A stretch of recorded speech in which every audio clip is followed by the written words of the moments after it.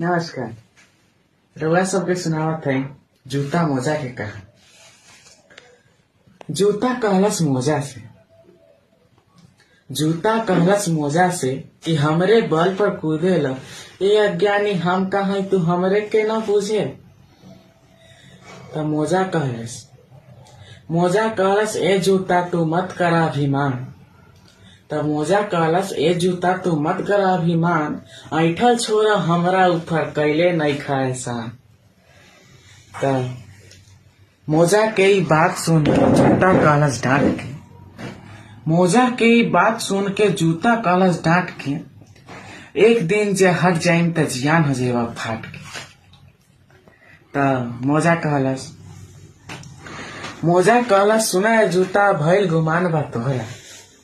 मोजा कहलस सुनाए जूता भइल गुमान बा तोहरा, इतने कारण रहल हरदम दरवाजा के बाहर।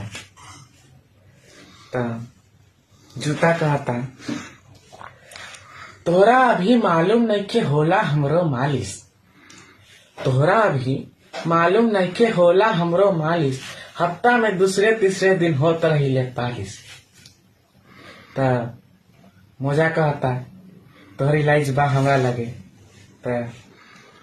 साच बात पर आँच लगेला कहला पर खिसियाला, साच बात पर आँच लगेला कहला पर खिसियाला, जन्मे के तू फुहर हुआ कहियो नहीं ना। तब जूता कहता एगो औरी गुण बा हमरा में, आन शान के बात के पहले हमरे नम्मा आवे।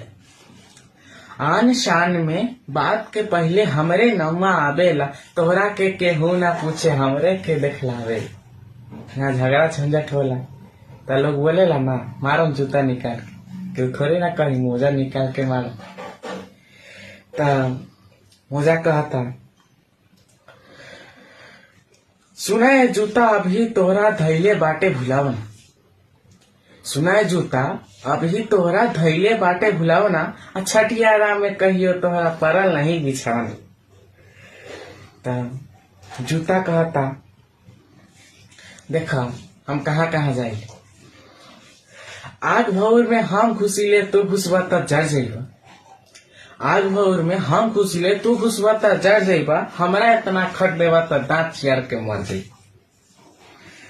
तब मोजा कहता वही जोग तू बटले बारा रहेला गोबर गोथार पर। वही जोग तू बटले बारा रहेला गोबर गोथार पर, इतने कारण तोहके केहू धरेला नहीं कपार पर। त जूता कहता एगो औरी गुण बा, हमरा के खरीदे गइला पर लागी बहुते डमरा।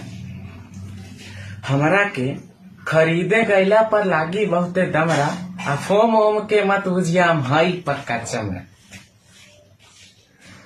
तो मोजा कहता तोहरी लाइज बा हमरा लग सुना, हफ्ता भर पानी में रहबा एके बेरी छितर जइबा। हफ्ता भर पानी में रहबा एके बेरी छितर जइबा, फूल उल के तुम्मा होकल परल परल तू सर जइबा। तब जूता अंतिम में हार मानला सा कहता जूता कहलस ए मोजा अब तोहरे विजय बहारी बा। जूता कहलस ए मोजा अब तोहरे विजय बहारी बा, जवन गुण हमरा में बाटे तोहरा सब जानकारी बा, पड़ोसी हुआ सब जानकारी बा। त हृदयानंद के कविता बाई, हृदयानंद के कविता बाई कहेला शांतनु यादव कि यही से बहसल ना जा। कहेला शांतनु यादव यही से बहसल ना जाला, अब बहसू के बहसुए भाई कहीं ना कहीं भेटा जाला। बहसू के बहसुए भाई कहीं ना कहीं भेटा जाला, बहसू के बहसुए भाई